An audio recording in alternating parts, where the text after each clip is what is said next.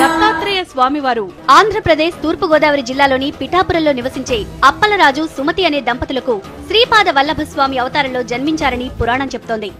1320వ సంవత్సరంలో అప్పలరాజు సుమతి దంపతుల ఇంట్లో పితృకార్యం జరుగుతున్న సమయంలో వారి ఇంటి ముందు దండ కమండలాలున్న సాధువుగా భవతీ భిక్షాం దేహి అంటూ ప్రత్యక్షమయ్యారట దత్తాత్రేయ స్వామి.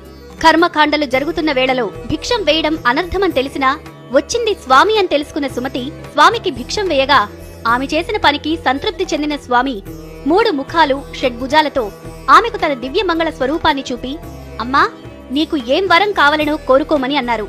అప్పుడు ఆమె, నీవు అమ్మా అని నన్ను పిలిచిన మాటనే నిజం చేయమని స్వామిని కోరగా దత్తాత్రేయ స్వామి శ్రీపాద వల్లభ స్వామి అవతారంలో వినాయక చవితి రోజున ఆమె కడుపున జన్మించినట్టు పురాణం చెప్తోంది. స్వామి 16 ఏళ్ల వయస్సు వరకు ఇదే ప్రాంతంలో సంచరించారని, ఇప్పటికీ శ్రీపాద శ్రీవల్లభుడు పిఠాపురంలో ఏదో ఒక రూపంలో భిక్ష చేస్తూ భక్తులకు మోక్షం ప్రసాదిస్తారని భక్తుల నమ్మకం.